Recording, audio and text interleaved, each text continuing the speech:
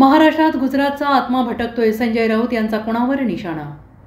राज्यातील राजकारण 2 दिवसांपासून आत्मामय झालंय. आत्मा हा राजकीय सभांमधील परवलीचा शब्द ठरलाय.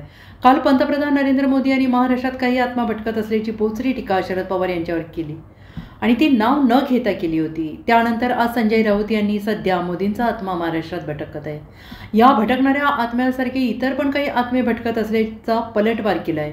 राज्यात 450 वर्षांपासून आत्मे भटकत आहेत जे महाराष्ट्राचे शत्रू आहेत. औरंगजेब अफजल खानचा आत्मा भटकतोय जे मराठी माणसाचे शत्रू आहेत, ज्यांना महाराष्ट्राने गाडले आहे. असे 450 वर्षापासून आत्मे महाराष्ट्रात भटकत आहेत. त्यात गुजरातचा एक आत्मा आहे अशी जहरी टीका त्यांनी पंतप्रधानांवर केली आहे. असे कितीही आत्मे भटकत असले तरी अशा आत्म्यांना महाराष्ट्र जुमानत नाही. महाराष्ट्र ढोंगी, अंधश्रद्धा, फेकाफेकी याला कधीही महाराष्ट्रानं महत्त्व दिलेलं नाही आहे. महाराष्ट्र हा पवित्र आत्म्यांचा प्रदेश आहे. इथं छत्रपती शिवाजी महाराज, डॉक्टर बाबासाहेब आंबेडकर जन्माला आले.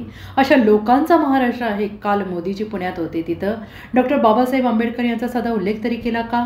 कारण त्यांना डॉक्टर बाबासाहेब आंबेडकर यांच्यावर राग आहे. डॉक्टर बाबासाहेब आंबेडकर यांचे त्यांना संविधान बदलायचं आहे आणि म्हणून त्यांचे आत्मे महाराष्ट्रामध्ये भटकत आहेत. पण शिवसेना ठामपणे उभी आहे. त्या विरोधात संविधान आम्ही बदलू देणार नाही असंही ते म्हणाले. मोदींचा एक अतृप्त आत्मा आहे आणि तो आत्मा महाराष्ट्रात भटकतो आहे. आणि हा आत्मा जेव्हा भटकतोय, असे अनेक आत्मे महाराष्ट्रात 450 वर्षापासून भटकत आहेत. औरंगजेबाचा आत्मा, अफजल खानाचा आत्मा, जे महाराष्ट्राचे शत्रू आहेत, जे मराठी माणसाचे शत्रू आहेत, ज्यांना महाराष्ट्रानं गाडलंय, अशा सगळ्यांचे आत्मे महाराष्ट्रामध्ये गेल्या 400 वर्षापासून भटकत आहेत. त्यात हा नवीन गुजरातचा आत्मा आहे.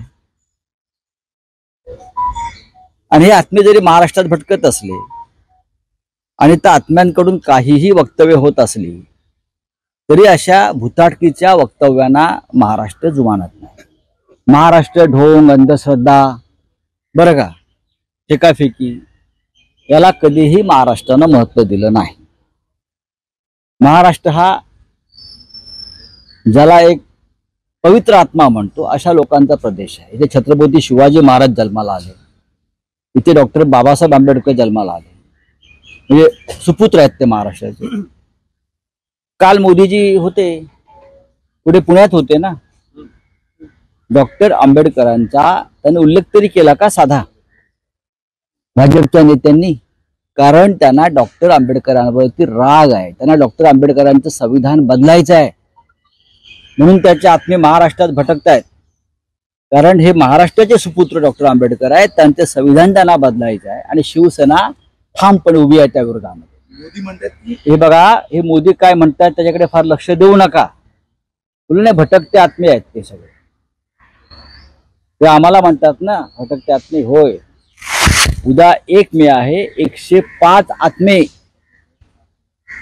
ज्यांनी या महाराष्ट्रासाठी बलिदान केलं ते उद्या मोदींना शाप देणार आहे. कारण मोदींनी जेवढं महाराष्ट्राचं आणि मराठी माणसाचं नुकसान केलंय तेवढं आतापर्यंत कोणी केलं नसेल. त्याच्यामुळे या अतृप्त आत्म्यांविरुद्ध ही महाराष्ट्राची लढाई आहे. उद्या महाराष्ट्र दिन आहे, उद्या 1 मे आहे.